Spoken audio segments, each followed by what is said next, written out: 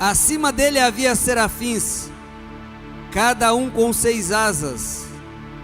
Com 2 asas cobriam o rosto, com 2 cobriam os pés, e com 2 voavam. Diziam em alta voz uns aos outros: Santo, Santo, Santo é o Senhor dos exércitos, toda a terra está cheia de sua glória. Suas vozes sacudiam o templo, e até os alicerces, e todo o edifício estava cheio de fumaça. Então eu disse: estou perdido, é o meu fim, pois sou um homem de lábios impuros, e vivo no meio de pessoas de lábios impuros. Meus olhos, porém, viram o Rei, o Senhor dos exércitos. Então um dos serafins voou em minha direção, trazendo uma brasa ardente, que ele havia tirado do altar com a tenaz. Tocou os meus lábios com a brasa e disse: veja, esta brasa tocou os seus lábios, sua culpa foi removida, seus pecados foram perdoados. Então ouvi o Senhor perguntar: a quem enviarei como mensageiro a este povo? Quem irá por nós? Eu respondi: aqui estou, envia-me. Meus queridos, o texto começa: no ano em que morreu o rei Uzias, eu vi o Senhor.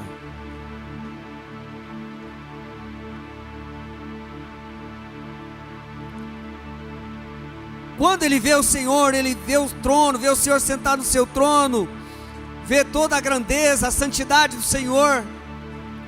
Ele percebe quanto ele era um homem de lábios impuros, ou seja, pecador. Vivia no meio de uma geração, de um povo de lábios impuros, e ele achou que ia morrer, achou que estava perdido. Sabe,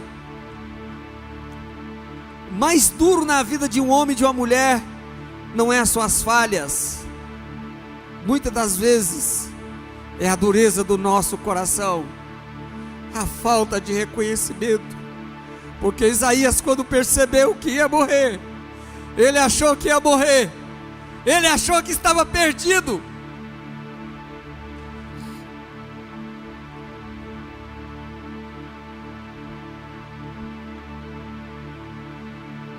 Então eu disse: estou perdido, é o meu fim, pois sou um homem de lábios impuros, e vivo no meio de pessoas de lábios impuros. Ponto. Ele reafirma: meus olhos viram, porém, meus irmãos. Essa palavra em português, ou mas, ou porém, vírgula, meu Deus, anula a situação anterior, que ele é um homem de lábios impuros, e que vivia no meio de uma geração impura. Mas ele viu também o anjo, que voou em sua direção, pegou a brasa viva do altar, tocou os seus lábios, e disse: o teu pecado foi removido. Talvez você chegou aqui nessa noite com culpa, com condenação, com acusação, mas esse mesmo anjo pode estar aqui, pegar uma brasa no altar do Senhor, tocar os seus lábios, tocar a sua mente, tocar o seu espírito, renovar a sua alma, purificar o seu pecado, o meu pecado, o nosso pecado, tornar-nos puros, tornar-nos justos diante de Deus. E logo após essa purificação, o Senhor, a quem ele viu, pergunta: a quem enviarei e a quem há de agir por nós. Quem achou que ia morrer, Sérgio? Eu estou morrendo, estou perdido. Porém, meus olhos viram o Senhor. Ele já gritou: eis-me aqui, Senhor, envia-me a mim. Se coloque na brecha, dê lugar ao Senhor, abra o seu coração. A obra de Deus, o reino de Deus é carente, é necessitado. O Senhor conta com você, mesmo com suas fraquezas, porque as nossas fraquezas não falam a respeito do nosso Deus, falam a respeito de nós. Mas nós estamos aqui em nome do Senhor dos Exércitos. Ele quer renovar as minhas forças e as suas forças. Só quem entende que está diante do Senhor e que Ele está no seu alto sublime trono. Mas como diz o salmista Davi, como eu gosto dessa oração de Davi: quem é como o Senhor nosso Deus, que está sentado nas alturas, entronizado nas alturas, mas Ele se curva e olha para baixo, para o pobre necessitado. Esse é o nosso Deus, que Ele é o Todo-Poderoso, mas Ele está olhando para você na sua individualidade, na sua necessidade. Hoje Ele olha para esse lugar no coletivo, para nós como igreja, mas se nós clamarmos na nossa intimidade, no nosso quarto, no nosso tempo com Deus, Ele vai ouvir a nossa necessidade. Eu gostaria de convidar só quem entende que necessita de que esse anjo avive a sua alma, avive o seu coração. Nós viemos aqui nessa noite para adorar ao Rei. Nós estamos diante do nosso Rei.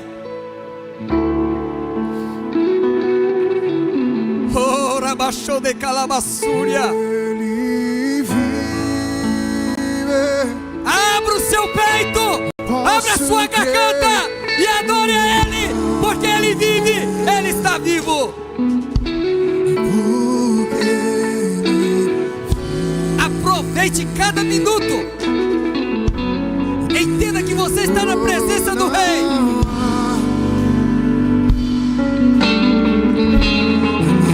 Mas eu bem sei, eu sei que a minha vida Abaixo de Calamassuriada está nas mãos. Aleluia. Meu Jesus, Aleluia. que vive está. De pé, vamos fazer o coral mais bonito de Aparecida de Goiânia para o Senhor nessa noite, porque Ele está vivo. Nós estamos diante do nosso Rei. Posso crer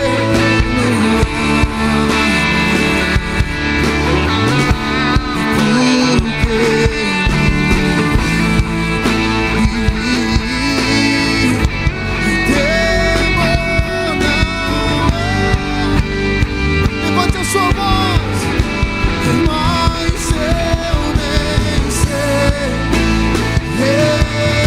eu sei que a minha vida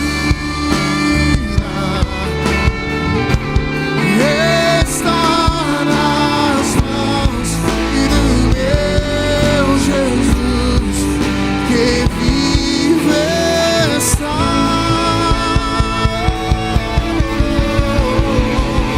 Aleluia, Ele vive está em Jesus.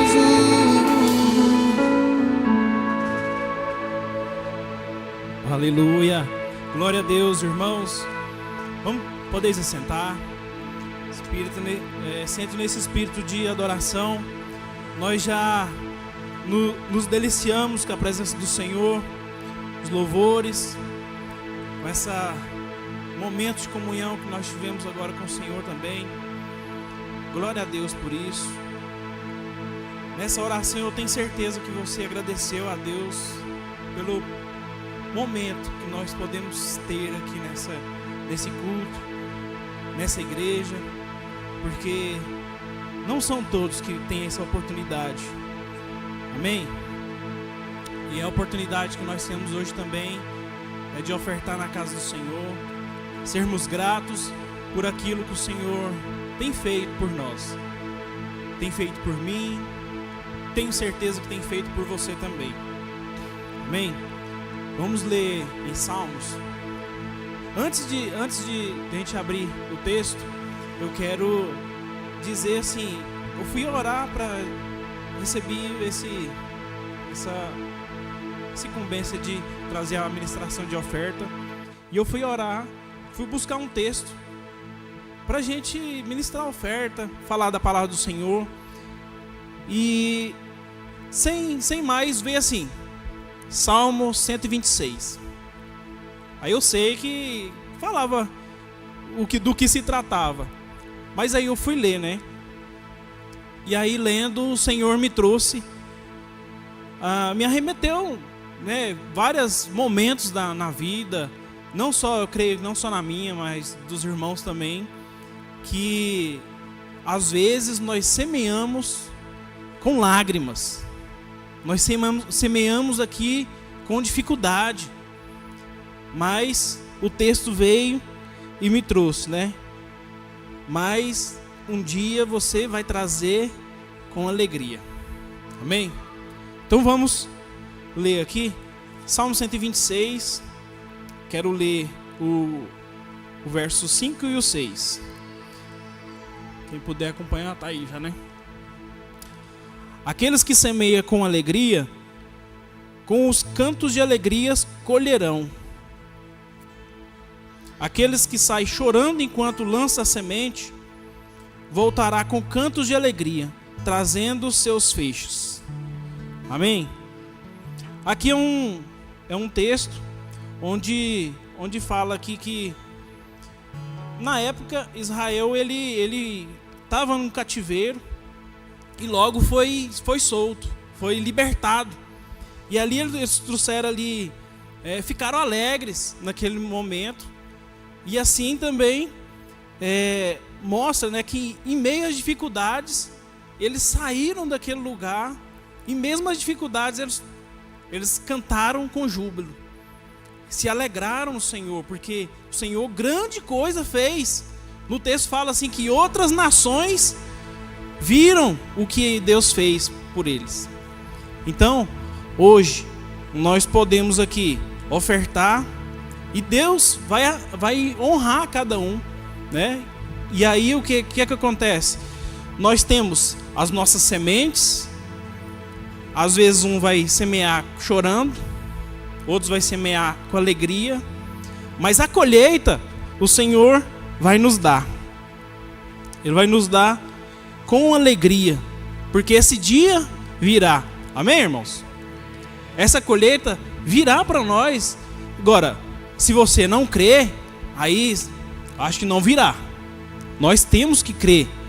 A partir do momento quando nós colocamos uma semente no chão, plantamos algo, é porque nós queremos que aquilo ali cresça e frutifique. Amém? Não é uma lei, né?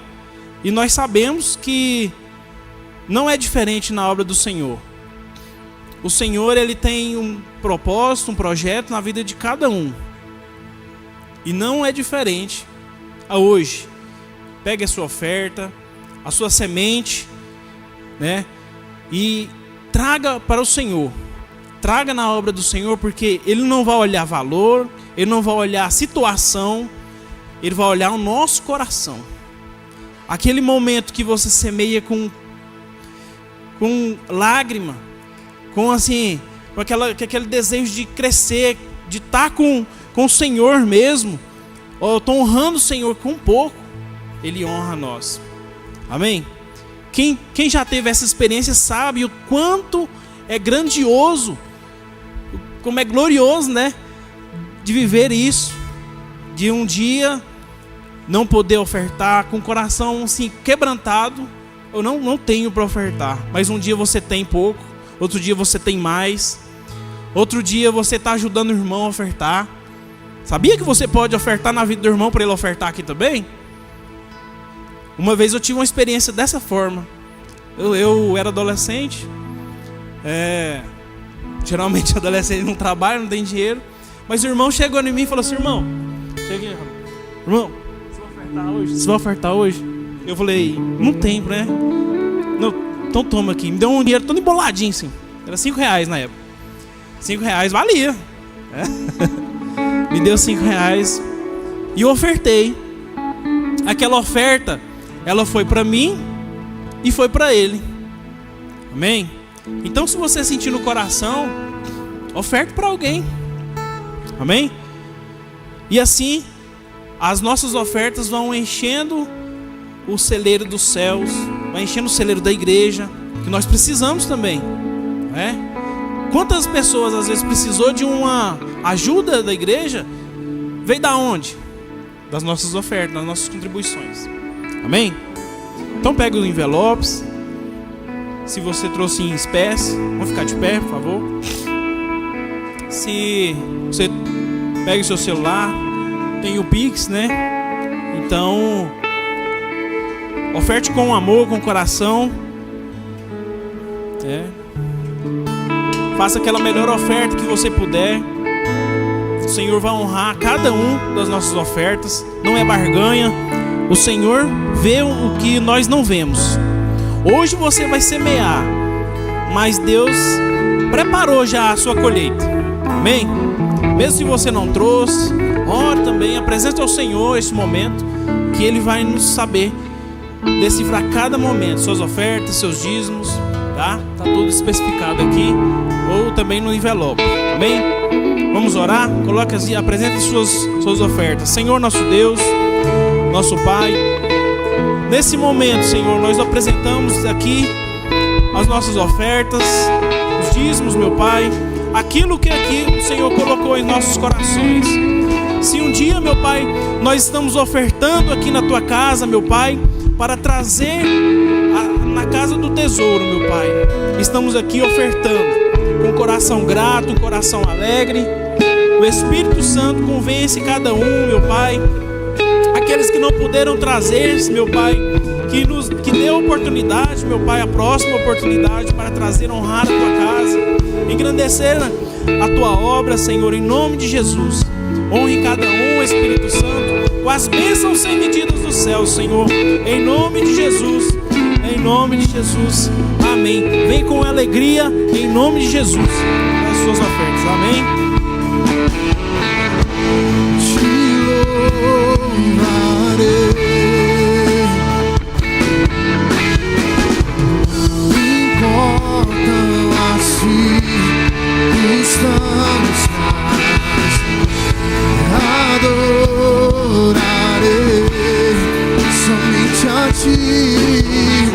Somente a Ti, Jesus, eu Te louvarei, Te louvarei. Não importa as circunstâncias, adorarei somente a Ti.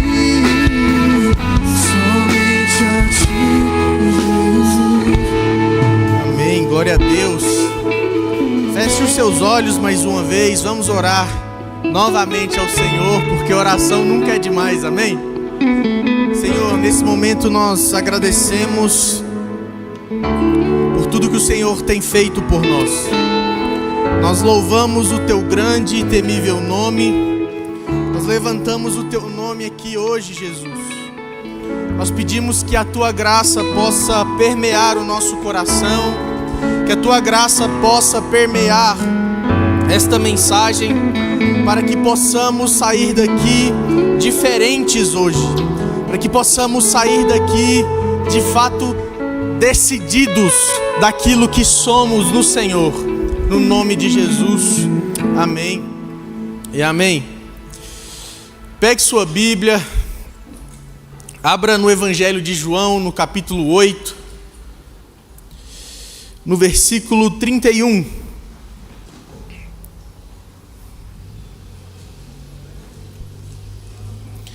Evangelho de João, no capítulo 8, a partir do versículo 31.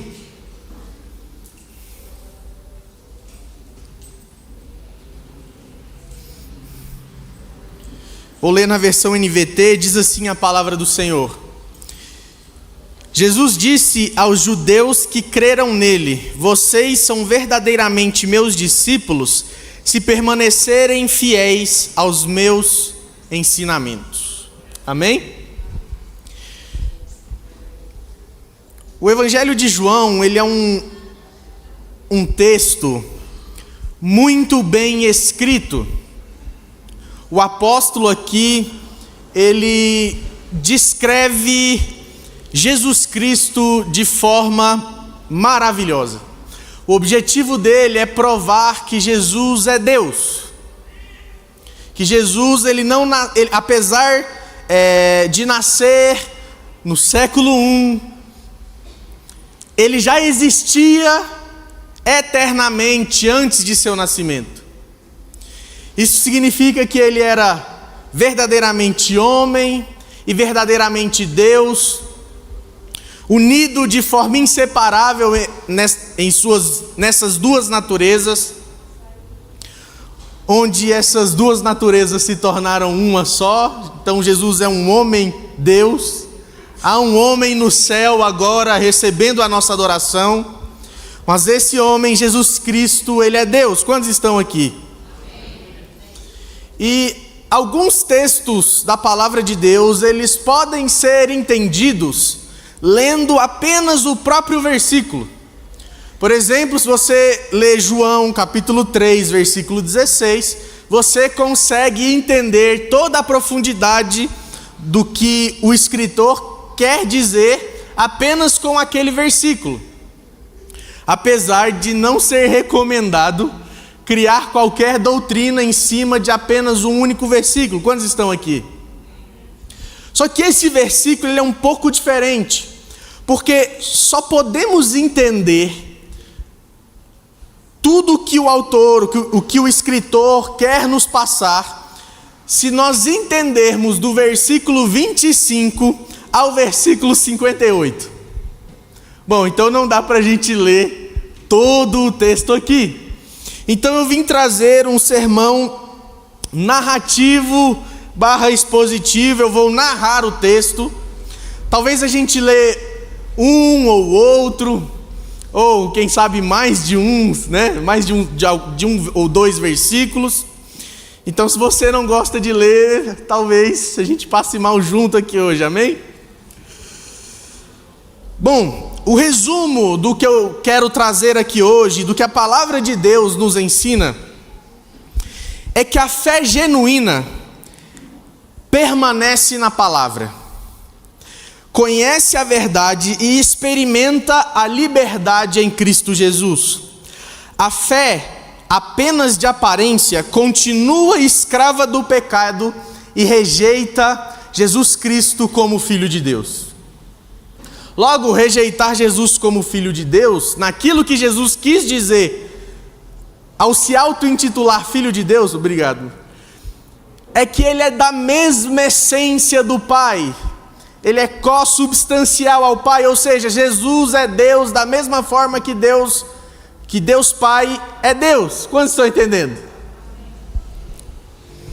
Então, há uma verdade que permeia cada página desse livro aqui. A verdade de que há salvação disponível para mim e para você. Como bem disse nosso pastor aqui, quando nós vemos o Senhor, não importa os pecados anteriormente cometidos, porque Ele tem poder para perdoar pecados. E não só poder para perdoar pecados, Ele tem a disposição de fazê-lo. Tudo isto sem a minha participação, sem a sua participação, é um favor imerecido de Deus. É um favor que nós não merecemos, mas mesmo assim Ele nos dá de bom grado. E esta graça que Ele dispõe, acessá-lo como fonte de salvação, depende de uma coisa apenas: uma fé verdadeira. A pergunta que cada página deste livro sagrado também nos faz é: a sua fé é verdadeira? Você professa crer em Jesus, mas de fato experimentou a liberdade que há em Cristo Jesus? A minha fé é verdadeira que liberta, ou é apenas uma fé de aparência que escraviza?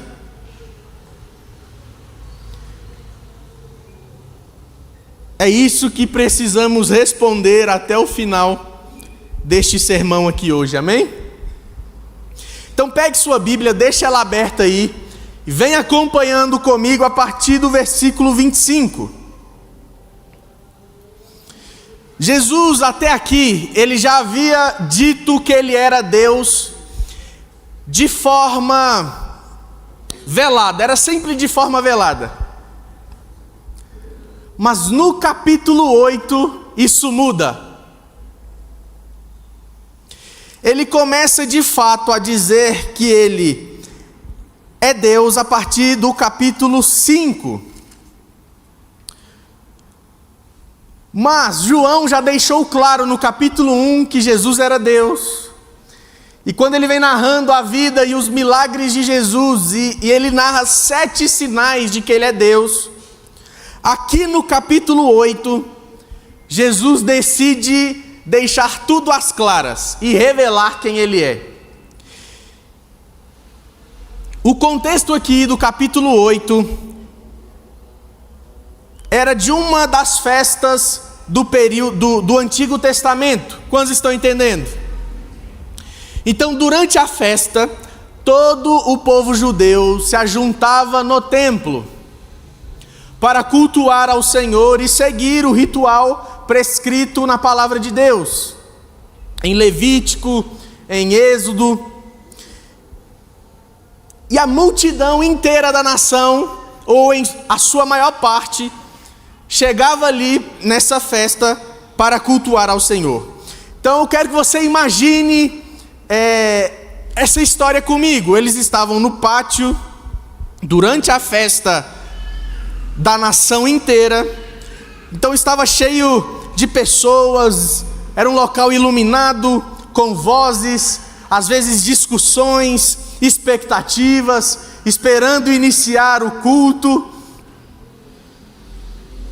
E Jesus ali, presente, começa a ensinar.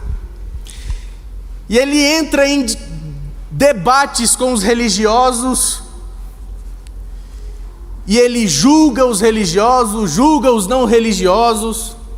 E aqui eu abro um parêntese: muitas pessoas que não são da igreja costumam usar o texto para nós, não julgueis. Você já ouviu isso aí de alguém que não é cristão, sim ou não?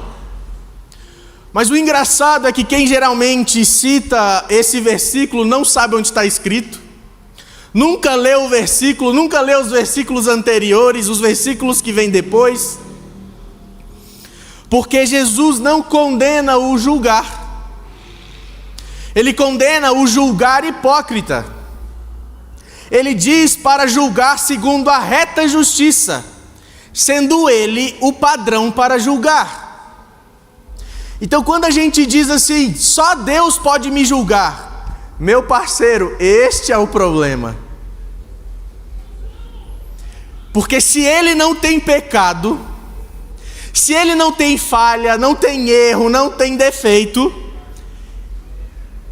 ele pode condenar. Eu fazer um julgamento baseado em mim ou em minhas ideias pode ser um julgamento hipócrita. Jesus não. Deus Pai não. Por isso que ele é um justo juiz, porque ele não tem sombra de variação. Ele não erra em seus pensamentos, em suas palavras. Seus juízos, eles são retos e justos. Portanto, este é o problema. Só ele, de fato, pode nos julgar. E ele vai. E ele já começou a fazer isso quando ele pisou nessa terra, dizendo o que estava certo e o que estava errado. E as pessoas ficavam maravilhadas com o discurso de Jesus, porque, sendo Deus, ele era fera, sim ou não? E não só por ser Deus, mas ele também caminhava no poder do Espírito Santo. Então no versículo 25 eles perguntam: quem que é esse cara aí que fala desse jeito? Que tem tamanha autoridade para mandar e desmandar na nação de Israel, na nossa forma de cultuar, nas leis que nosso patriarca Abraão trouxe. E eles perguntam: quem é você? Aí Jesus responde: eu sou aquele que sempre afirmei ser. Só que eles ainda estavam perdidos. Como assim? Quem Jesus sempre afirmou ser? Conforme eu disse, ele sempre afirmou ser Deus, por mais que seja de forma velada a partir do capítulo 5, ele já dizia: eu sou Deus. João Batista deu testemunho que ele era Deus, já haviam testemunhas a respeito de Jesus, ele já havia multiplicado os pães e por aí vai.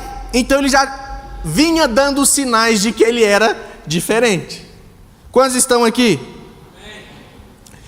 Então, no versículo 26, ele diz que tem muito a dizer, muito a julgar a respeito da nação de Israel, mas que não faria ali.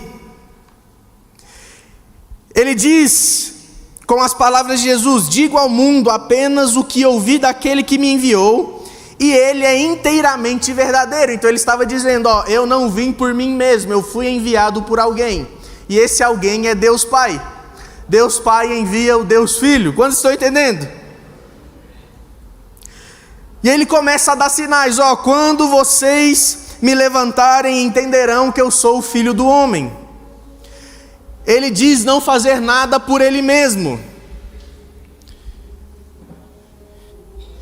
No versículo 29 ele diz assim: aquele que me enviou está comigo, ele não me abandonou, pois sempre faço o que lhe agrada.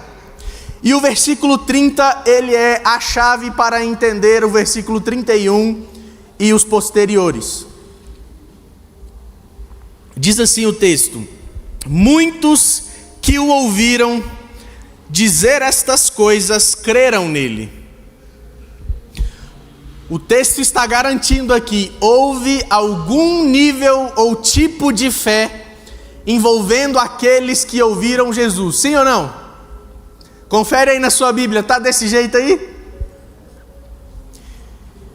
E a partir de agora, Jesus começa a separar os que creem verdadeiramente e aqueles que têm uma fé meramente nominal. Jesus disse então no versículo 31, Jesus disse aos judeus que creram nele: vocês são verdadeiramente meus discípulos se permanecerem fiéis aos meus ensinamentos.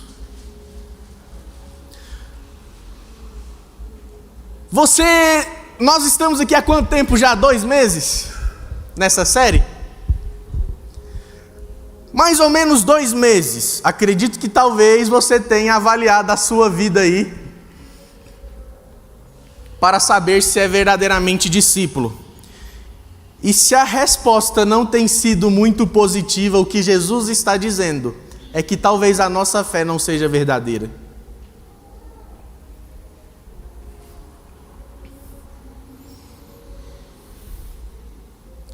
O versículo 32, Jesus continua, ele diz o seguinte: então conhecerão uma verdade e a verdade os libertará. Isto é uma afirmação de nosso Senhor, é garantido, não tem como conhecer a verdade, crer na verdade. Conhecer aqui, meus irmãos, não é meramente ouvir falar. Conhecer neste contexto é experimentar a verdade, se envolver com a verdade. Ouvir para o povo judeu é ouvir e praticar. Eles chamam de Oshema, ouvir, escutar atentamente e pôr em prática. Então Jesus está dizendo: então conhecerão a verdade e a verdade os libertará. Ele está garantindo. E aí a resposta do povo é maravilhosa. Olha o que diz o versículo 33, Mas somos descendentes de Abraão, disseram eles. Nunca fomos escravos de ninguém. O que quer dizer com vocês serão libertos? Se você observar a história do povo judeu, eles foram escravizados várias vezes, sim ou não? Neste contexto, a nação de Israel estava debaixo do Império Romano. Eles eram, de certa forma, escravos. Só que na cabeça deles, correntes externas poderiam prender os seus pés e suas mãos, enquanto eles mantivessem a consciência de que eles tinham uma aliança com Deus pelo que Abraão fez. Eles estavam livres, porque Deus é poderoso para fazer tudo, tudo está debaixo do controle de Deus, e se eles estavam escravos, Deus estava permitindo aquilo. Quantos estão entendendo? E aí Jesus respondeu: eu lhes digo a verdade, o que peca é escravo do pecado. No versículo 31 e 32, então, Jesus define o verdadeiro discípulo, é aquele que permanece na palavra. Permanecer no sentido de habitar, perseverar e não largar. Preste atenção. A pergunta, meus irmãos, não é se é possível perder a salvação. Preste atenção no que eu estou dizendo. Essa não é a pergunta certa. A pergunta certa é: eu fui verdadeiramente salvo? Eu fui verdadeiramente liberto? Portanto, em nossa confissão de fé, na nossa congregação, nós cremos que uma vez salvo, perseverante para sempre. Aquele que foi achado em Cristo Jesus, ele perseverará mediante a obra do Espírito Santo. A pergunta é: houve verdadeira fé em seu coração?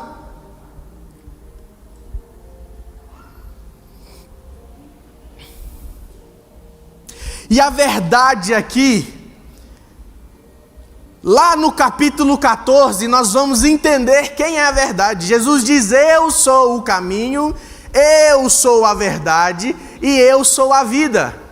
E é engraçado que os primeiros discípulos já estavam aqui, Jesus já estava afirmando ser Deus, e lá na frente, Natanael, que foi um dos primeiros a ser chamado por Jesus para segui-lo, ainda não tinha entendido que Jesus era a verdade que libertava.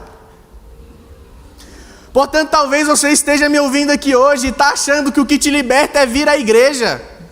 Está igual Natanael no capítulo 14.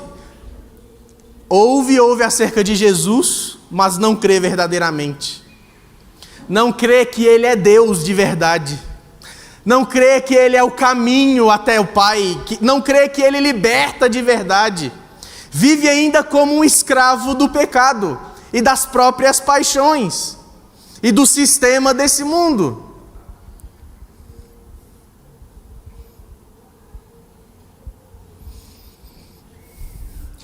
Então, a crença do povo judeu aqui estava numa aliança feita milhares de anos atrás. Era uma aliança baseada na carne, passada de pai para filho. Eles criam em um ritual. E hoje não é muito diferente. Muitos confundem fé com ritual. Vou ao culto, lá eu canto uma música, eu sinto o arrepio, senti o arrepio, foi Deus. O problema é que talvez se você for em um show que Jesus não é evidência ali, eu sei que você está entendendo o que eu quero dizer, talvez você sinta o mesmo arrepio.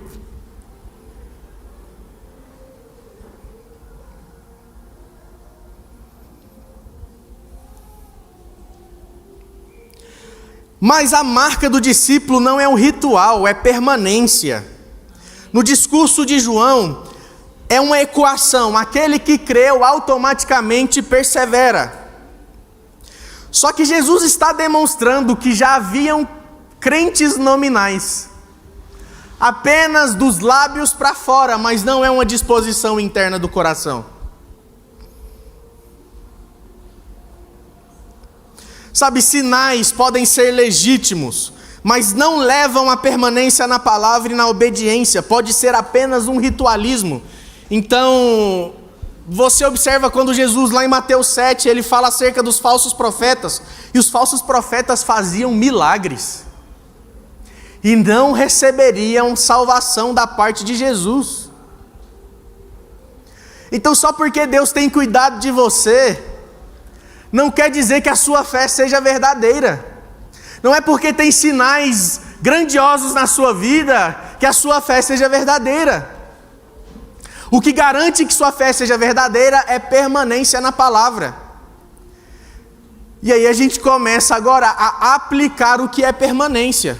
Se você está aqui e abriu a Bíblia só hoje, no culto, e durante a semana esqueceu de abrir e ler, eu digo, a tua fé não é verdadeira.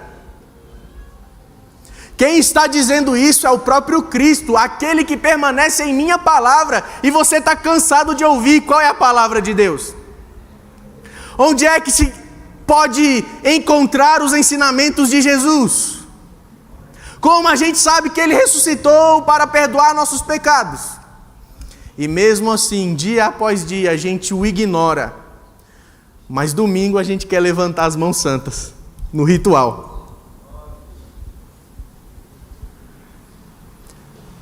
Mas a pergunta é: essas mãos são verdadeiramente santas? Sem ira, sem contenda, livres do pecado?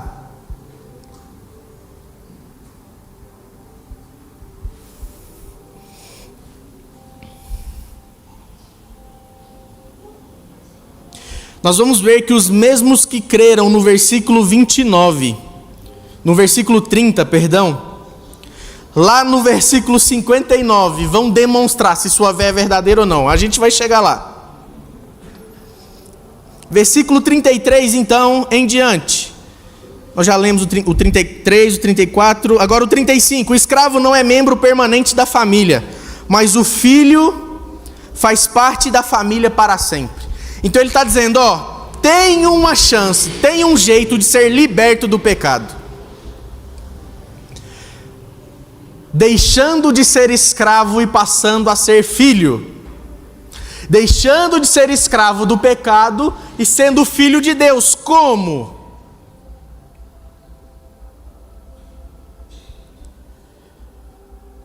Aí Jesus continua dizendo: portanto, se o Filho os libertar, vocês serão livres de fato. Então ele está dizendo, para deixar de ser escravo do pecado, precisa passar por mim. Ele está se referindo a Ele, o Filho aqui é Ele. Eu pergunto a você, crente, que cantou que os olhos de Jesus são lindos, e às vezes nem para pensar o que significa os olhos de Jesus serem como fogo. Os olhos de Jesus serem como fogo quer dizer que não tem como esconder nada. Porque os olhos que brilham ilumina toda a treva que há em mim e em você. Aí eu pergunto a você, está escravo de algum pecado? Está amarrado em algum pecado?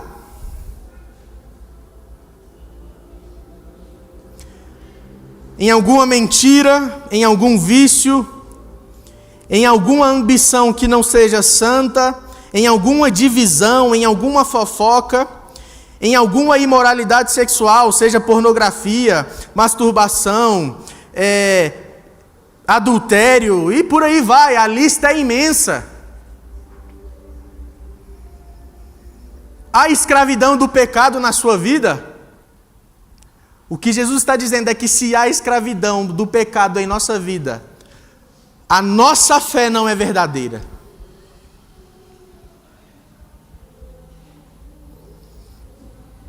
Eu já falei isso aqui, eu fui no dentista esses dias, cheguei lá, enchi o peito para dizer que trabalhava em uma igreja.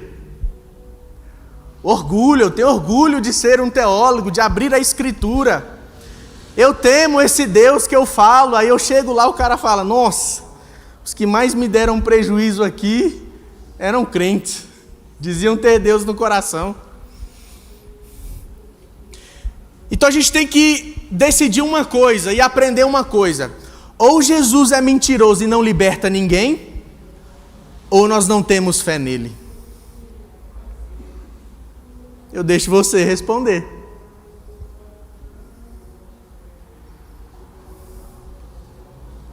E Jesus continua. É o versículo 37, o povo responde Jesus. Antes da gente passar para o versículo 37,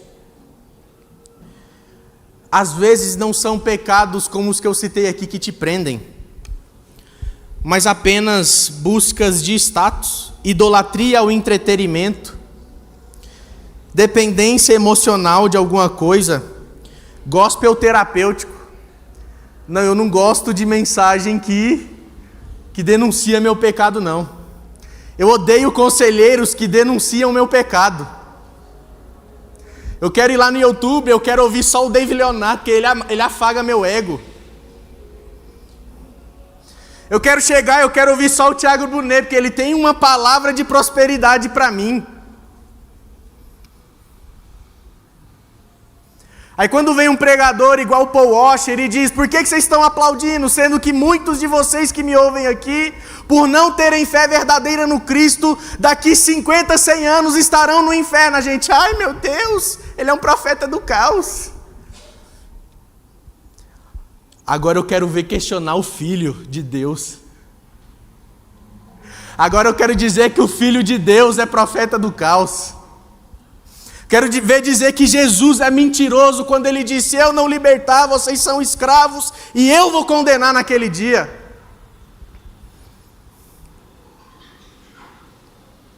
Porque aí nesse gospel terapêutico, nesse evangelho falso, fica todo mundo aqui enchendo a igreja, vivendo uma mentira, e todo mundo indo para o inferno de consciência tranquila.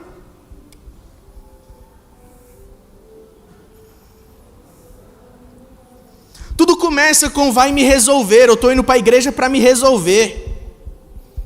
Eu estou indo para o pecado para me resolver, e termina em aprisionamento. É por isso que tem muitas igrejas que mais parecem prisão, porque Jesus não reina. Por isso que tem casas que não há paz, porque Jesus não reina, não chegou lá para libertar. É por isso que tem filhos desobedientes, é porque Jesus não reina no coração desses filhos.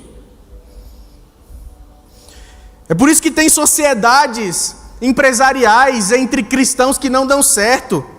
É porque Jesus não reina em nossa vida.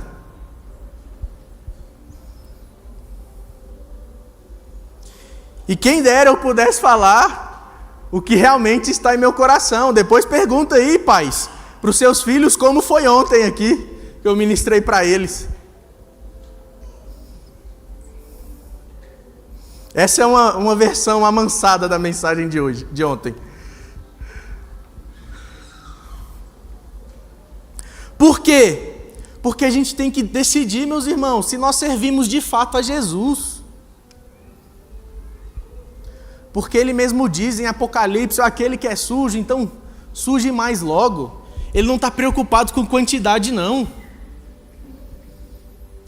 mas com qualidade. Aqueles que são santos, santifiquem-se mais.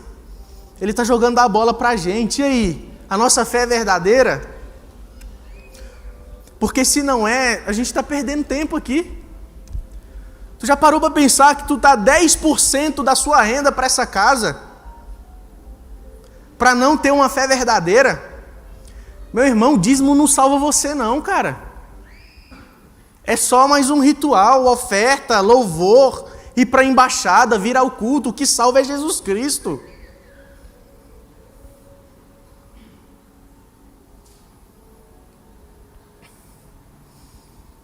E por mais que a gente tenha muita conta para pagar nesse lugar, eu não tenho medo de dizer isso, porque quem mantém esse lugar é Jesus.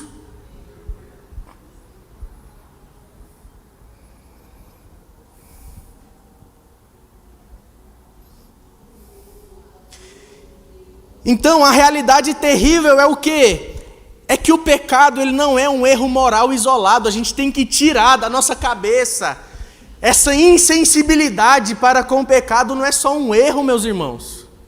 é uma ofensa a Deus. Erro é eu abotoar o primeiro botão aqui no segundo. Isso é erro. Pecado é uma ofensa a Deus.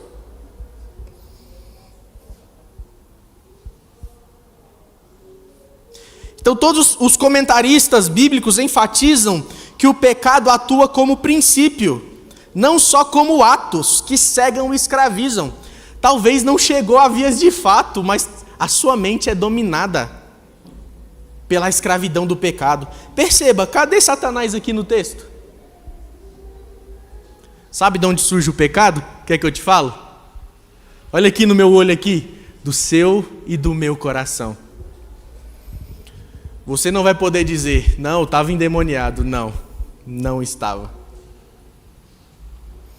Jesus chega para expulsar um demônio de um gadareno, e ele vivia nos cemitérios, comendo gente morta, escravo daquele jeito. Jesus pisa o pé lá, expulsa o capeta do cara, o cara fica são, salvo. Aí a região ficou com medo. Estavam acostumadas com o pecado e expulsaram Jesus. Olha só, não tinha um só cativo do pecado não, a região inteira estava cativa do pecado.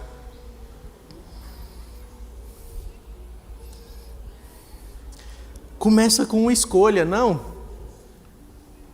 É só mais um vídeo agora, adulto, é só mais uma conversinha. Não, eu vou falar da vida dos outros aqui só mais uma vez. Eu vou causar divisão só mais uma vez, e a lista é imensa, né? Mas termina como cativeiro. Quem acha que controla o pecado já está controlado por ele. Mas a libertação em Cristo é definitiva, meus irmãos. Ele não apenas liberta, como guarda os libertos até o fim. Ele diz, o apóstolo Paulo diz, aquele que começou a boa obra vai terminar em vocês. A pergunta é, ele começou essa boa obra em você?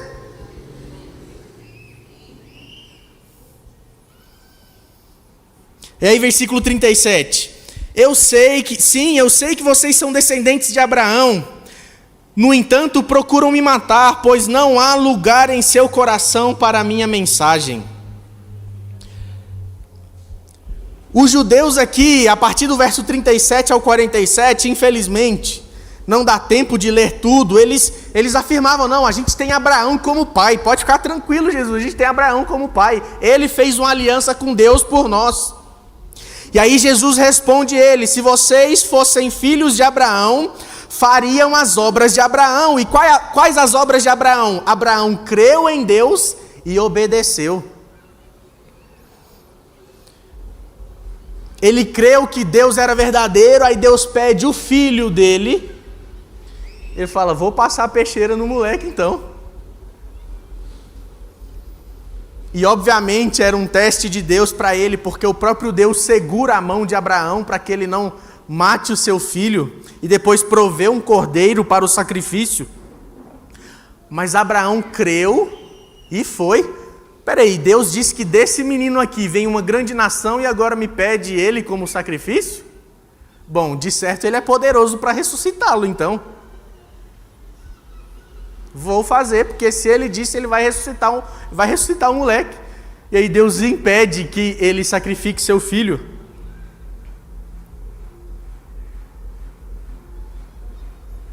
Então, essas pessoas aqui confiavam na carne, na obediência que caracterizou Abraão, mas a sua fé era externa.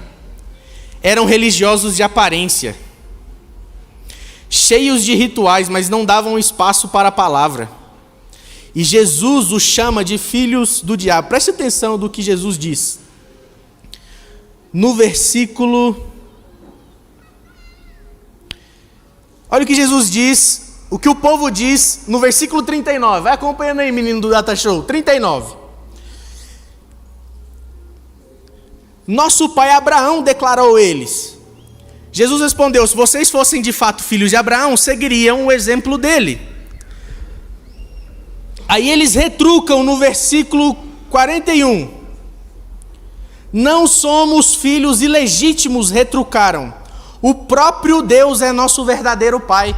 Então, quando Jesus estava falando que era filho de Deus, eles não estavam achando estranho até aí, porque eles acreditavam que eles também eram filhos de Deus.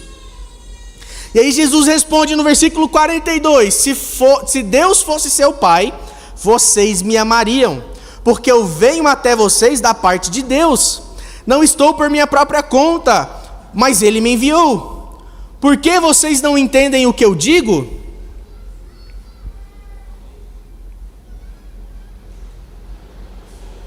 Aí o versículo 43, e por que nem sequer conseguem me ouvir? Ele responde, então, versículo 43, por que vocês não entendem o que eu digo?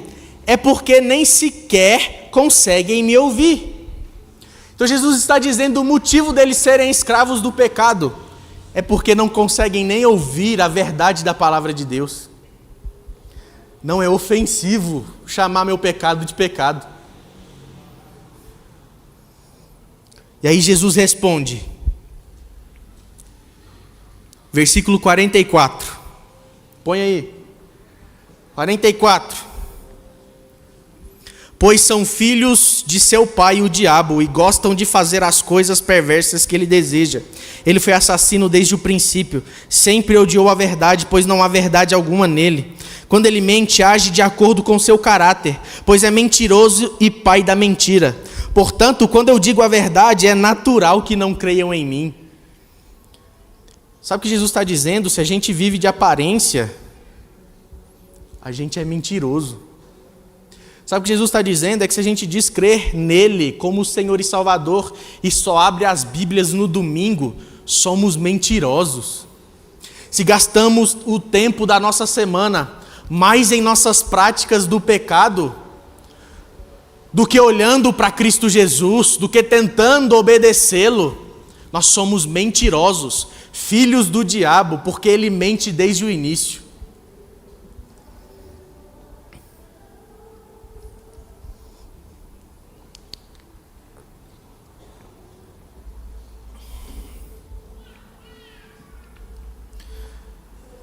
Mas a gente acha que salvação está em vir ao culto, cumprindo o ritual. É o dia do Senhor, eu vou lá. Quando cumpre, né? Tem uns que não conseguem nem cumprir. Aí posta a foto do culto, que se postou tá pago, né? Dizem que se você for na academia e não tirar foto no espelho, não cresce. Não emagrece. Aí acha que o culto é assim. Aí pior, no momento de ceia, que deveria estar 100% concentrado, se autoexaminando como a palavra de Deus diz, está tirando foto para postar. É só mais um ritual. Somos mentirosos.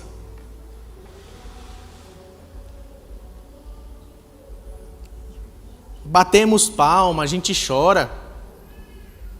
A gente está aqui tem 10 anos, né? E a gente já viu muitos jovens aqui de joelhos. Mas eles terminavam aqui e iam para o motel, já aconteceu. Olha. Mentirosos. E às vezes somos nós que estamos aqui. Às vezes é eu e você, porque a gente ainda é escravo dos nossos pecados. Queira Deus que você não tenha um pecado de estimação. Mas se tiver, e não te causa mais, sabe o brio? O brio, nossa cara, pequei de novo, ó. É porque é escravo do pecado. E eu não estou dizendo aqui, meus irmãos, como alguém que não peca mais não. Porque o apóstolo João, em sua carta, ele diz, ó, aquele que diz que não peca é mentiroso. Ele está novamente lembrando do ensinamento de Jesus. Eu já falei várias vezes, eu gosto de reclamar, mas eu reclamo, eu lembro, meu Deus, mas foi Deus que proveu, eu estou reclamando de novo. Eu tenho que dobrar o joelho e pedir perdão de novo. Mas a gente nem pedir perdão mais pede. Ou pior, peca dizendo, não, depois eu peço perdão para o Senhor. Mentirosos, conforme o Filho de Deus nos chama. Que gosta de shows, né? Um culto que prioriza performances e emoções sem submissão à palavra. É um cristianismo identitário, né? A gente é cristão porque o Brasil é cristão. Eu sou cristão porque minha mãe era crente, aí minha avó, antes dela era, aí eu cresci no círculo de oração. Aí então eu sou crente por causa disso.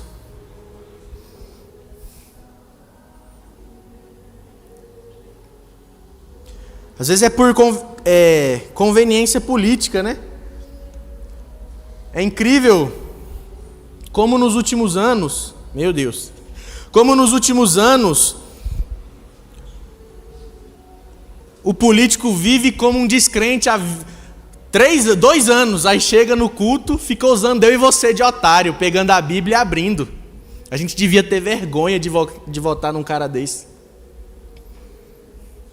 Tudo que sai da boca dele são mentiras, coisas que desagradam o Senhor, e a gente fazendo campanha pro miserável. É porque a gente é filho do diabo igual ele.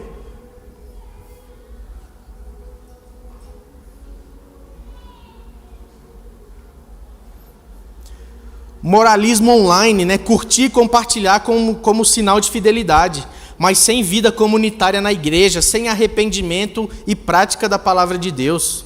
Rituais exteriores igual os fariseus. Tratam o ministério como produto, querem estética, experiências e likes, e confundem isso com liberdade em Cristo. Quais são então os Abraões de hoje, a tradição denominacional? Eu sou de família, eu sou de berço evangélico. Aí eu queria achar esse berço para comprar para os meus filhos, né? Quando vier, eu quero esse berço evangélico para ele já nascer crente.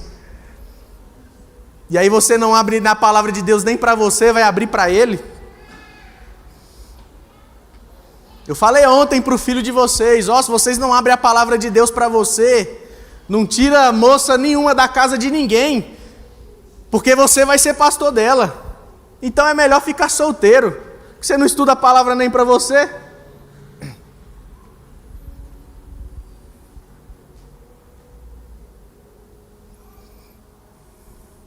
No que você tem confiado aí? Na tradição da sua família? Nas obras que você faz ou que você posta? Na sua tradição denominacional? Minha igreja tem tantos anos de existência. Quem abriu foi fulano de tal. A pergunta de Jesus permanece: estas coisas produzem a obediência, a filiação verdadeira de Abraão, fé operante? Jesus então mostra que os filhos de Abraão são os que fazem a obra de Abraão, ouvir e obedecer a palavra. E aí a gente entra no clímax de tudo, a partir do verso 48. A conversa começa a esquentar, eles começam a ficar com raiva. Não, como assim? A gente tem a aliança do pai Abraão, a gente é filho de Deus, a gente não é filho ilegítimo. Aí no versículo 48, eles começam a chamar Jesus de samaritano endemoniado. Olha, estão chamando Deus de endemoniado. Responderam os líderes judeus: a gente não disse que desde o início esse caboclo está possuído por demônios? E era o Deus que almoçou com Abraão e fez aliança diante deles. Só que como eles eram filhos do diabo, não conseguiam ver. (verso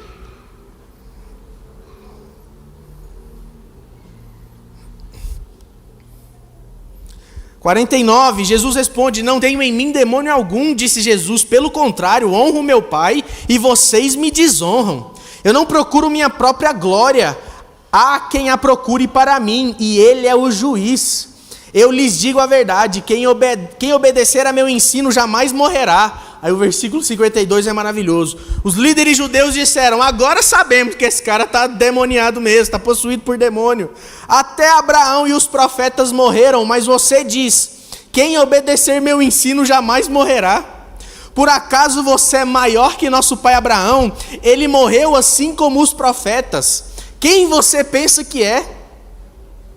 Jesus respondeu, antes de eu ler o versículo 54, Jesus está mandando um profeta na sua casa, na sua embaixada, para denunciar seu pecado, e você está: quem que você pensa que é?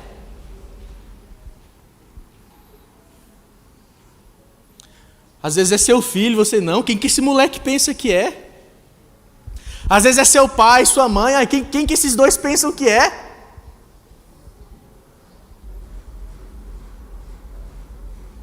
O problema é que quando rejeitamos quem é enviado por Cristo, ele mesmo diz, rejeitam quem o enviou.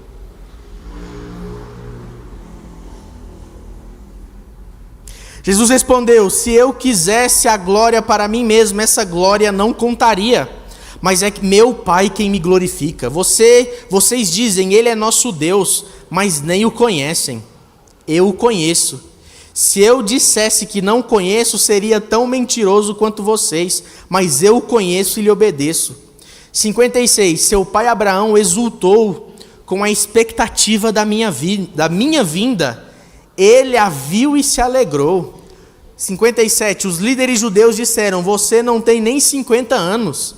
Como pode dizer que viu Abraão? Aí Jesus respondeu: eu lhes digo a verdade, antes mesmo de Abraão nascer, eu sou. A primeira vez que o eu sou aparece na Bíblia, desta forma aqui, é quando Moisés vê uma árvore, uma sarça, pegando fogo no meio do deserto e o bagulho não queimava. É milagre, né? O negócio está pegando fogo e não queima. Aí ele vai lá ver, de curiosidade, sai uma voz e fala: ó, tira a sandália dos seus pés, porque o lugar que você está pisando é santo. Ele fala: ó, em meu nome você vai libertar o meu povo, eu sou o Deus verdadeiro. Ele pergunta: não, mas eu sou gago, eu nem consigo falar direito, eu vou falar o quê para o faraó? Aliás, cresci com ele, né? Foi meu irmão. Ele me conhece, sabe dos meus defeitos, provavelmente sabia que ele tinha matado um caboclo egípcio. E Deus diz para ele: diga que o eu sou me enviou. Aí depois disso ele abriu o sol, o mar vermelho, né? Fez cair pão do céu. O eu sou fez todas essas coisas. O eu sou fez uma coluna de nuvem de dia, uma coluna de fogo à noite, para guardar o povo. O eu sou, aí Jesus está dizendo, ó, antes de Abraão. E Abraão já vinha antes de Moisés. Ele estava dizendo: antes de Abraão eu sou. Jesus está declarando: eu sou Deus, meu parceiro, vocês não sabem de nada. E aí, no versículo 30, o povo tinha crido nele. Muitos dos que lhe ouviram dizer estas coisas creram nele. Aí no 59, então apanharam pedras para atirar em Jesus, mas ele se ocultou deles e saiu do templo. A reação: pegaram pedras para matar Jesus. A fé aparente termina em ódio. Eu odeio a igreja porque denuncia meu pecado. Ridiculariza a pregação. Não, esse aí só fala, ele é perfeitinho, ele não tem pecado não.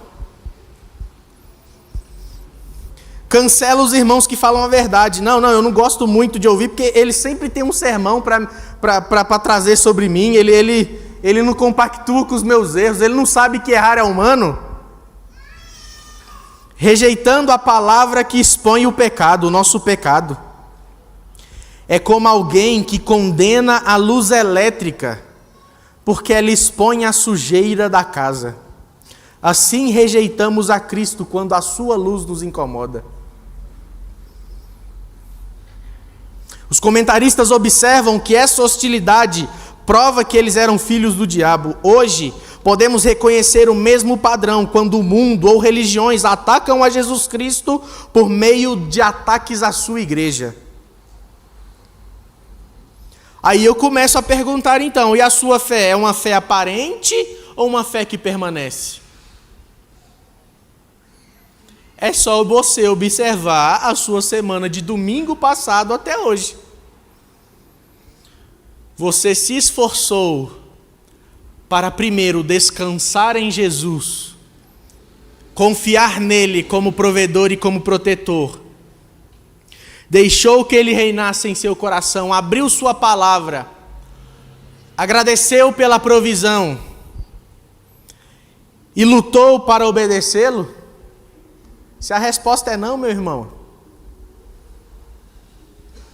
dá para saber se sua fé é uma fé aparente ou uma fé verdadeira. Reveja seus rituais, eles têm sido muletas para esconder a falta de permanência na palavra?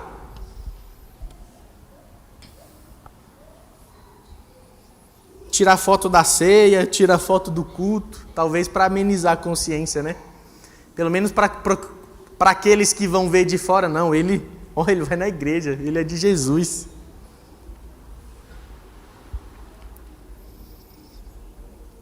Abraça a disciplina da palavra, permanecer é cotidiano, não eventual. E não quer dizer que a gente não vá errar e pecar. Vamos, mas Ele é fiel e justo para perdoar. A pergunta é: esta semana você pediu perdão pelos seus pecados antes de chegar ao culto? Na sua casa você dobrou os joelhos e pediu perdão ao Senhor?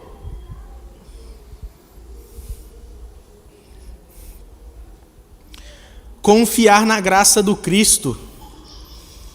A gente acha que o que nos liberta são atitudes. Acha que o que nos liberta do desejo da imoralidade sexual é o casamento. Adivinha, você vai casar e o desejo não vai passar. Quem liberta é Cristo. Aí quando a gente atribui a transformação a qualquer outra coisa que não seja Cristo, a gente prova que Ele não é suficiente para nós. Eu preciso de Jesus mais alguma coisa. Eu preciso de Jesus mais a foto na igreja. Eu preciso de Jesus mais alguma coisa. Quando somente Cristo Jesus pode nos libertar. E a partir daí começa a rejeitar a igreja. Não.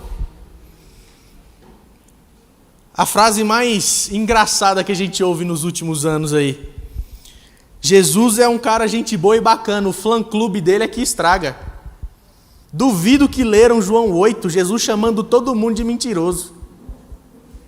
Aí quando a gente usa o discurso dele, a gente é chato. Não. É porque a gente está preso nas nossas mentiras e na nossa escravidão ao pecado e não enxerga a mensagem do Filho. A gente quer juntar mestres para nós que vão concordar com a gente, com as nossas mazelas e com os nossos pecados.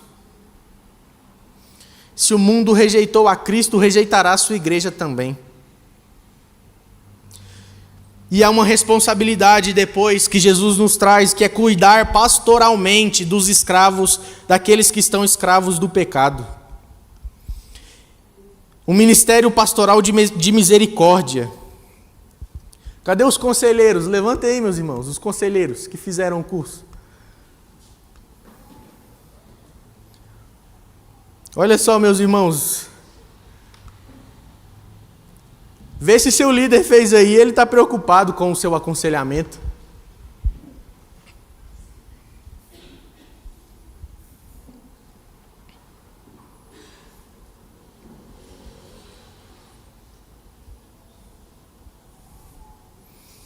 Pode sentar, obrigado.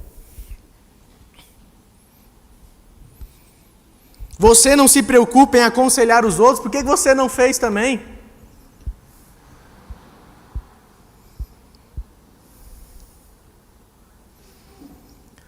Está escravo do pecado, meu irmão? Tem conselheiros aqui na igreja para te ajudar. Estão pagando um pastor para te ouvir, viu? Mas não para concordar com você. A função pastoral é não te deixar pecar em paz. Está escravo do pecado? Tem pastor, tem conselheiros.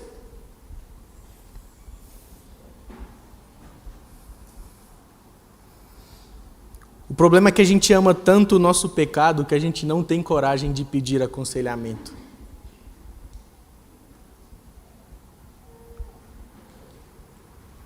É porque no fundo a gente ama nosso pecado mais do que a Deus. Todo pecado é uma guerra de amores, meus irmãos. Quem nós amamos mais? A quem o nosso coração pertence? Quem detém o trono do nosso coração? Todo pecado é um questionamento direto a Deus e seus atributos. Sabe qual que é o problema? A gente nem sabe o que significa os atributos de Deus. Eu pergunto para você que é crente aí há pelo menos 1 ano, você sabe o que são os atributos de Deus? É por isso que está escravo do pecado. É porque não conhece quem Deus é. Sabe por quê? Um dos atributos de Deus é Ele ser bom. Aí a gente ora, pede algo para Deus, Ele não dá. Aí a gente fala, então não quero mais. Agora eu vou fazer birra com Deus. A gente não fala com essas palavras, né? Mas é isso que a gente faz. Não me deu, nem oro mais. Não tenho mais fé que Ele vai me dar alguma coisa. Tá vendo? Você colocou na sua cabeça que Deus é bom com os outros, não com você. Deus transforma todo mundo, menos meu marido. É porque você não crê no Filho e você não foi transformada. Ah, Jesus transforma todo mundo, menos minha mulher. É porque você não crê no Filho e você não foi liberto e acha que Ele não liberta mais ninguém. Ah, meu filho não tem jeito. É porque você está lutando com as suas armas, não está dobrando o joelho e falando, Senhor, moe esse miserável para que ele creia no Senhor. Você acha que você transforma seus pais fazendo birra, quando você tem que dobrar os joelhos e dizer, Senhor, ensina-os a ser pai como o Senhor é pai.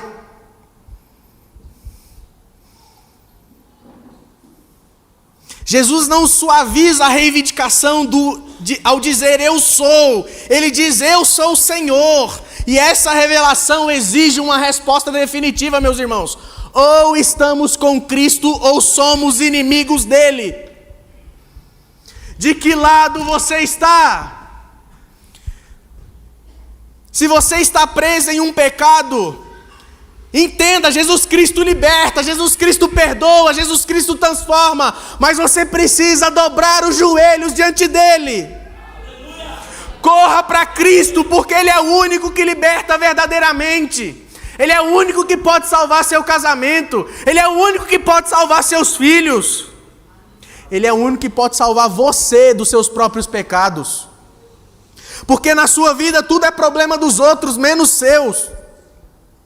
Então o pecado seduz, escraviza, desconfigura, isola, mata, e a gente vive uma fé de aparência, que termina em rejeição de Deus, como os judeus que pegaram para atacar as pedras, mas a fé verdadeira permanece em conhecer a verdade. Portanto, meus irmãos, nós precisamos de Jesus Cristo.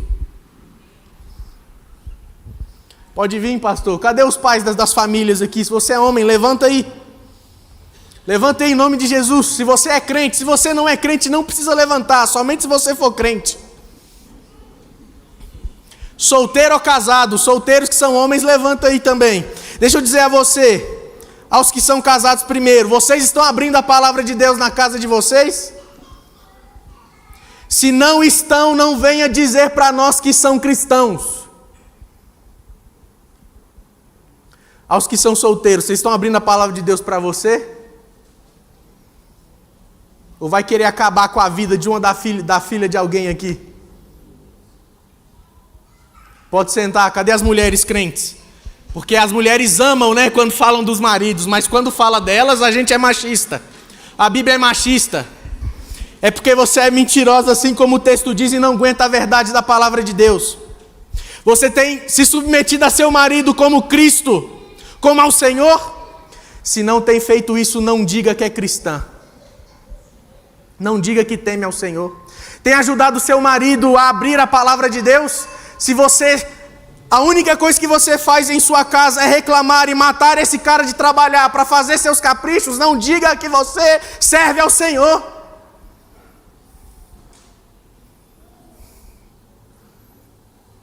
E as solteiras têm lido a palavra de Deus, pelo menos para vocês? Ou não se submetem nem ao Senhor e vai acabar com a vida de um dos filhos de alguém aqui?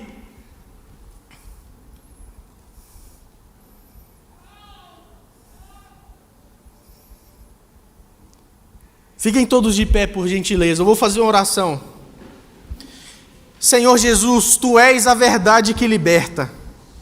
Nós confessamos que tantas vezes temos confiados em rituais e aparências. A gente faz compromissos com o Senhor que a gente vem diante da igreja e mente diante do Teu Espírito e diante da igreja. Como pode, Senhor, então, dizermos que somos Teus filhos? Dá-nos graça para permanecer na Tua palavra. Liberta-nos do jugo do pecado e guarda-nos até o fim. Ajude-nos a não rejeitar a Tua palavra. Ajude-nos a pedir aconselhamento para sermos livres dos nossos pecados. Nos ajuda a abraçar a Tua palavra com fé e obediência, para que possamos viver como filhos livres. livres do pecado, livres da condenação, livres da culpa, livres da maldição desse mundo, livres da punição do Senhor, e não como escravos. Em teu nome nós oramos, Jesus, e pedimos: liberta-nos, porque a tua palavra garante: se conhecêssemos o Filho, seríamos libertos.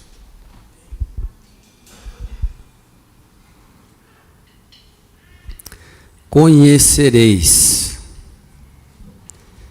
Ontem nós estávamos, quero aproveitar o ensejo, agradecer ao irmão Helder, líder da Embaixada Querigma e da Rede Vermelha, e o Edmilson e o Leandro, que organizou uma isca lá para nós fez uma isca lá para pegar esses homens, né?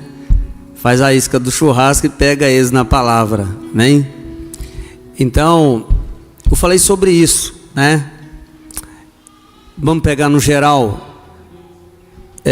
Talvez o seu casamento não está dando certo. Quantos livros sobre casamento você leu? Talvez os seus filhos não estão te obedecendo e te dando trabalho. Você já leu pelo menos alguma coisa sobre criação de filho? Pelo menos um livro.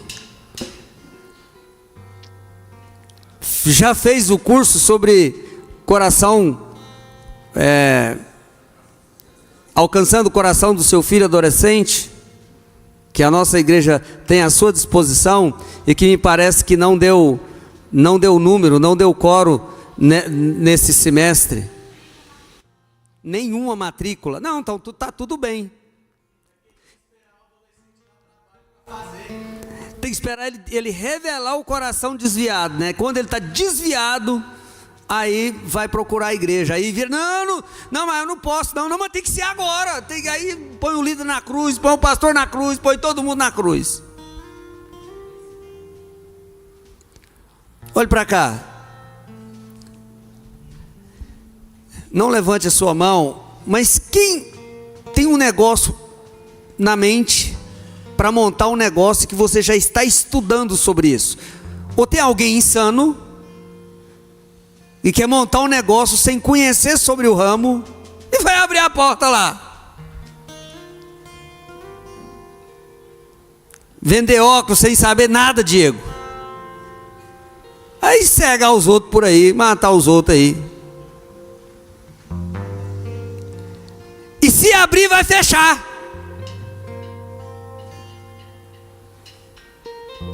Sabe por que muita coisa está dando errado? Falta de conhecimento.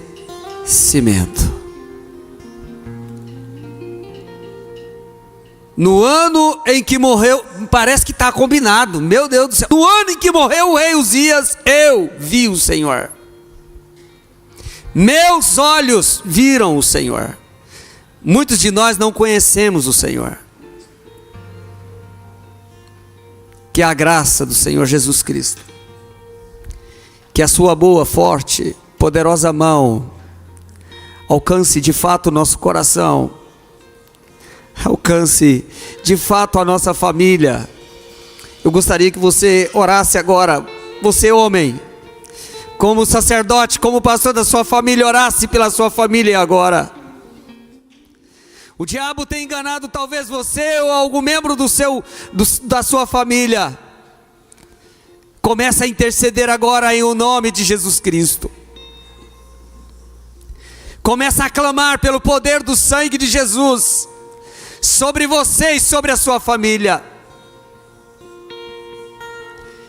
Você, mulher, que foi levantada à altura para estar ao lado desse sacerdote, começa a clamar também. Nós temos sido minados, mas nós vamos ver o Senhor. Os nossos olhos vão ver o Senhor. Nós veremos o Senhor. Nossos olhos serão abertos e nós vamos cair aos seus pés. Nós vamos clamar a Ele, para que somente Ele nos liberte. Liberte a nossa família, liberte a nossa casa, liberte o nosso negócio. Ore cantar alabassurianda. Deus, apresentamos as famílias dessa igreja, apresentamos os lares, as famílias que estão talvez, Senhor, passando adversidade, algum fato de rebeldia dentro da casa, filhos desobedecendo os pais, o marido maltratando a mulher insubmissa ao marido, membro irreverente na embaixada e assim sucessivamente na igreja, na sociedade, no trabalho, na rua, no trânsito. Rabachou de calabassurianda. O Espírito da verdade, que o mundo não pode conhecer, somente o Senhor, Espírito Santo, pode nos convencer do pecado, da justiça e do juízo. Trabalhe em nossos corações, abre os nossos olhos nessa noite, Espírito Santo. Abre os nossos olhos para que nós vejamos o Senhor. Espírito Santo, abre os nossos olhos. Tio de calabassurianda.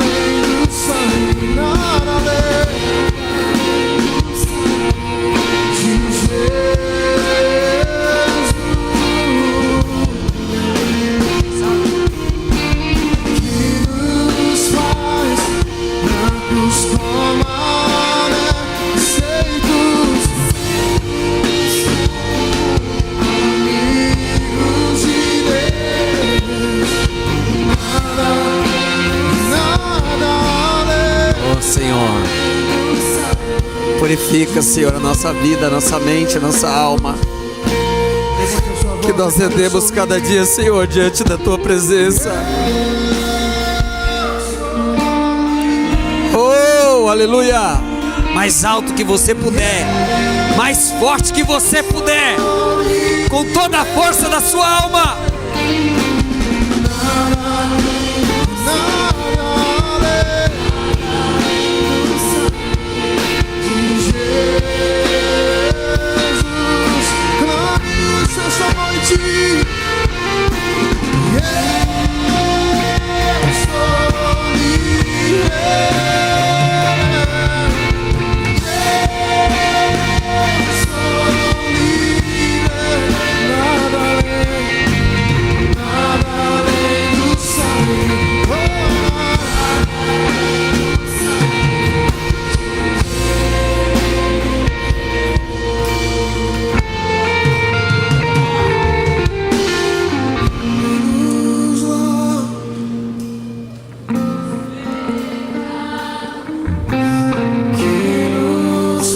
Aleluia.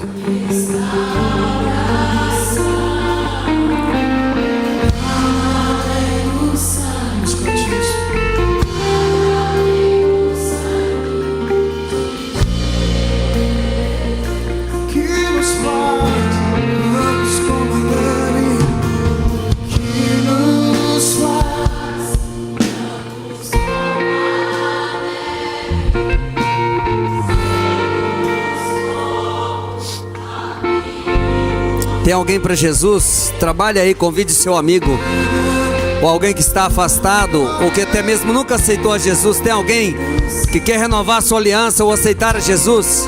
Vem aqui à frente, quero orar por você. Nós não podemos encerrar esta reunião sem lhe facultar essa oportunidade. Tem alguém para Jesus?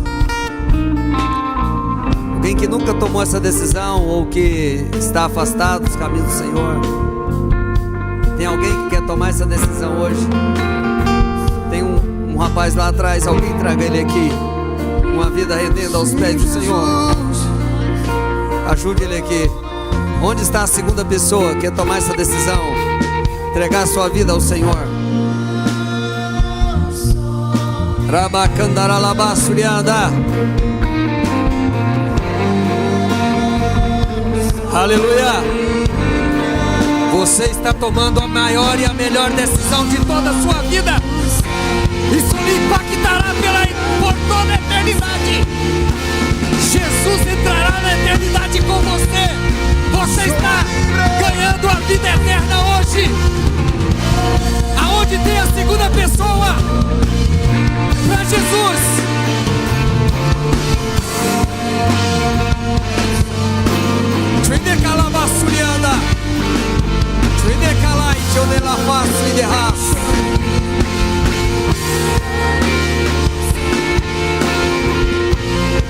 Oh, aleluia!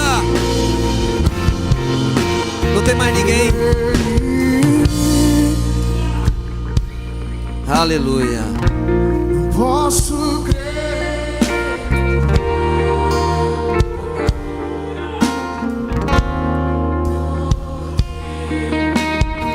Irmãos, eu sei que está gostoso. A palavra gera esse quebrantamento, mas nós precisamos encerrar. Como diz meu velho pai, que graças a Deus está vivo. Amanhã a folhinha é preta, né? Amanhã todo mundo tem que levantar mais cedo.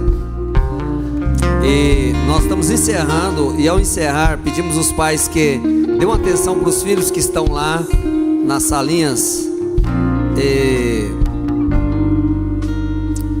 pegar os filhos o mais rápido possível, que já tem um tempo bem longo que eles estão lá.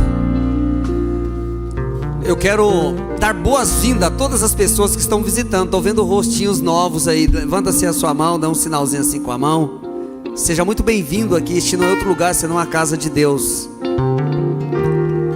E eu gostaria de fazer um convite muito especial às pessoas que estão visitando essa igreja pela primeira vez, segunda vez, ou que seja mais vezes, mas que ainda não foi na nossa sala de integração. Inclusive o jovem que aceitou Jesus aqui, vim aqui numa sala aqui atrás. Em 5 minutos eu e a pastora bate um papo com você. Vai servir lá hoje o irmão Douglas e a irmã Ana Cleia, e em 5 minutos nós liberamos vocês lá. Então já podem conduzir as pessoas. O irmão Sérgio vai dar o último recadinho aqui e vai ministrar a bênção apostólica. Nos batizando no próximo domingo, que o horário está atrasado. Amém. Nada além do sangue, irmãos. Aniversariantes do mês de setembro, vem aqui pra frente. Dessa semana, da semana passada, vamos orar por vocês. Todos os aniversariantes desse mês, vem por favor. Gente, é a bênção, vem, vamos encerrar. Amém. Tá de Mauro. Isso. Aleluia, olha que maravilha. Amém. Vamos orar, irmãos. Estenda as mãos. Nosso Deus, nosso Pai, nós queremos te agradecer pela vida de cada irmão, cada irmã que aniversariou esse mês, Senhor. Abençoa a vida deles, abunda na vida deles, Senhor. Oh, meu Deus, aumenta os dias deles nessa terra, em nome de Jesus. Que eles vão ser felizes, abençoados, e que venham ter a sua presença em suas vidas, no poderoso nome de Jesus. Amém, amém e amém. Ao lado de Jesus, por isso nós louvamos ao Senhor por sua vida. Ao lado de Jesus, por isso nós louvamos ao Senhor por sua vida. Hoje nós estamos muito alegres, porque estamos lado a lado com Jesus. Hoje nós estamos muito alegres, porque estamos lado a lado com Jesus. E bora